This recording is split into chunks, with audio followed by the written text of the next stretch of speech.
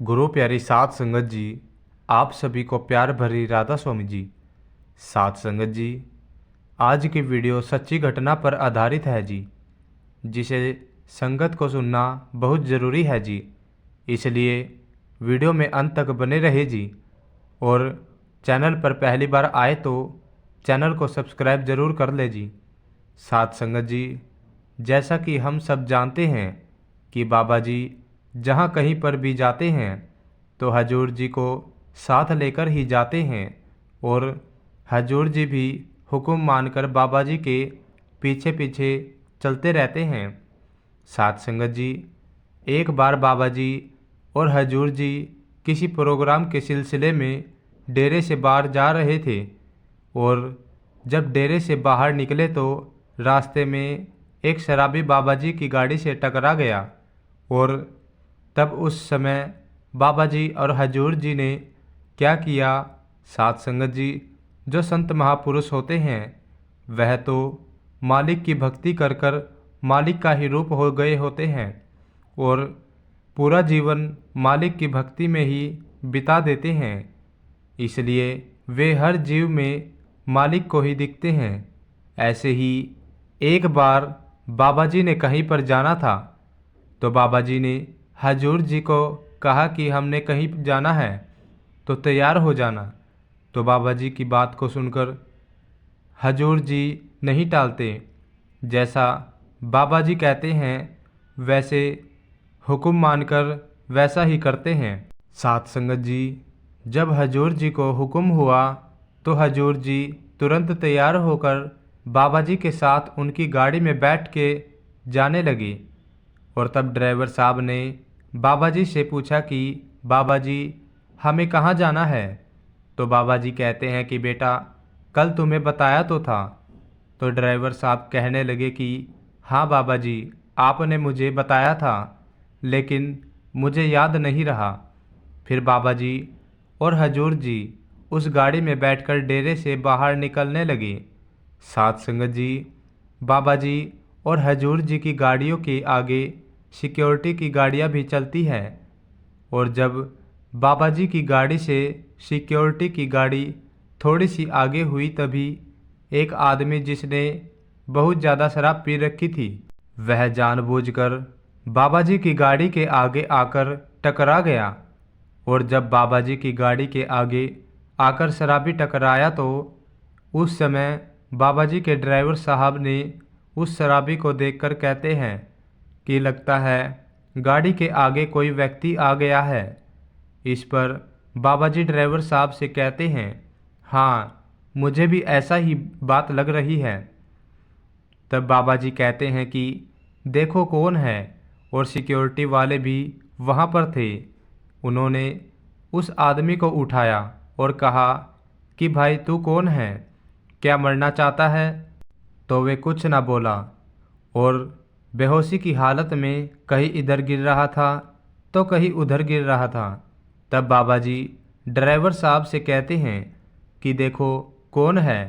तब ड्राइवर साहब गाड़ी से नीचे उतरकर देखने लगे।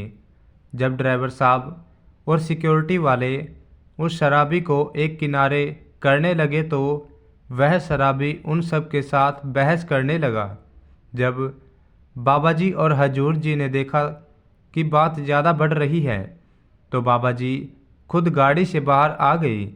जब उस शराबी ने बाबा जी को देखा तो वह शराबी रिएक्शन करने लगा और हाथ जोड़कर खड़ा हो गया और कहता है कि मैंने तो आपका बहुत नाम सुना है, लोग आपको मालिक कहकर बुलाते हैं, इसलिए मैं यहाँ आपके पास आया हूँ।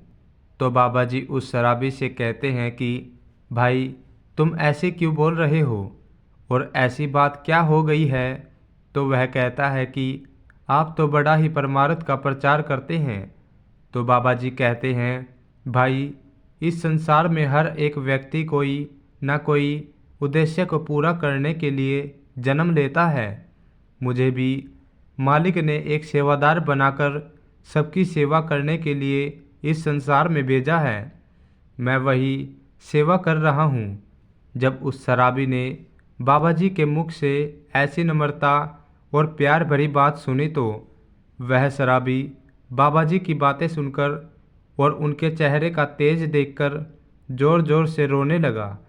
जब बाबा जी उससे रोने का कारण पूछते हैं तो शराबी बाबा जी से कहने लगा कि बाबा जी, मेरी पत्नी आपको बहुत मानती थी और मेरे बच्चे भी हमेशा ही सेवा पर आते थे, लेकिन एक दिन जब वे आपके भंडारे से सेवा करके वापस घर लौट रहे थे और वे जिस ऑटो में बैठे थे उस ऑटो में उनका एक्सीडेंट हो गया और इस तरह मेरी पत्नी और मेरा बच्चा दोनों ही चल बसे।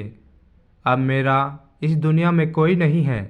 तो बाबा जी कहते हैं कि इसी कारण तू अपनी बाकी की ज़िंदगी शराब पी कर के गुजार रहा है।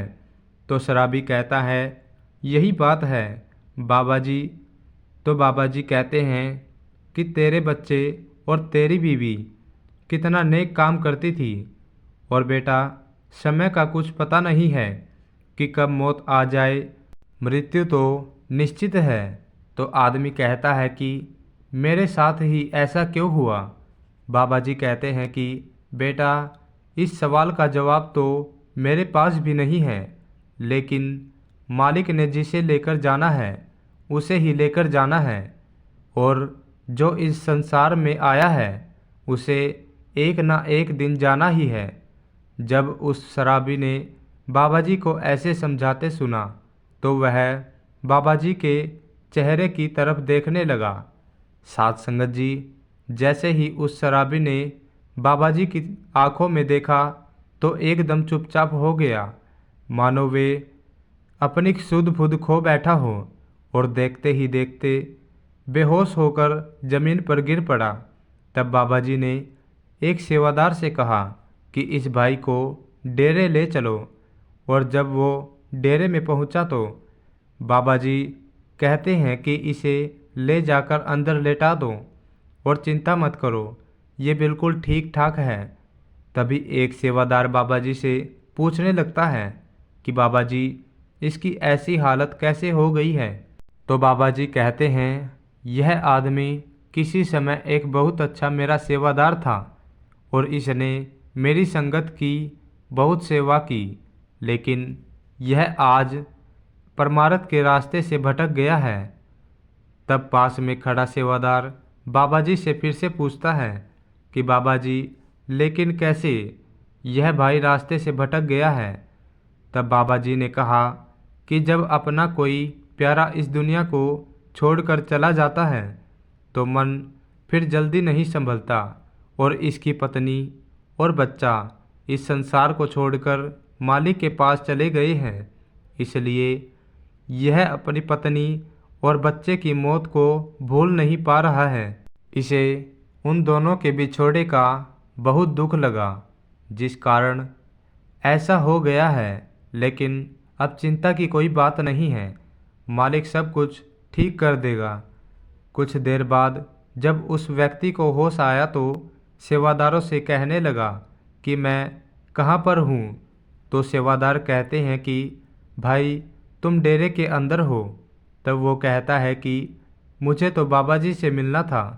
तो सेवादार कहते हैं, भाई मिल लेना जब बाबा जी आए। लेकिन तभी बाबा जी आ जाते हैं और कहते हैं कि अब कैसी तबीयत है तुम्हारी। तो वह व्यक्ति कहता है कि अब मैं ठीक हूँ। और इतना कहते कहते तो बाबा जी को देखकर फूट फूट कर रोने लगा और कहता है कि बाबा जी, मुझसे बहुत बड़ी गलती हो गई। मैंने शराब के नशे में पता नहीं आपको क्या क्या बोल दिया था। तो बाबा जी कहते हैं कि बेटा, गलती तो तुमने बहुत बड़ी की है, लेकिन जो गलती से सीख लेकर आगे गलती नहीं करते हैं तो मालिक उनकी संभाल जरूर करता है। इसलिए बेटा, गलती से सीख लेकर आगे बढ़ो और अपना भजन सिमरन पर ध्यान दो और किसी बात की चिंता मत करो। तो वह व्यक्ति कहता है कि बाबा जी, मैं क्या करूं? मैं बहुत परेशान था, जिसके कारण मुझे ऐसा कदम उठाना पड़ा। तो बाबा जी कहते हैं, जिंदगी में बड़े ही उतार चढ़ाव तो आते हैं मेरे भाई, जैसे सूरज भी निकलता है और बादल भी और बारिश भी आती हैं। लेकिन भाई, हमने इन सब चीज़ों से निकलकर आगे बढ़ना है।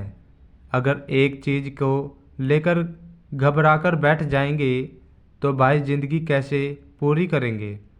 इसलिए अपनी बाकी की ज़िंदगी उस मालिक के नाम कर दो, जिससे कि हमें मालिक का प्यार तो हासिल हो जाए।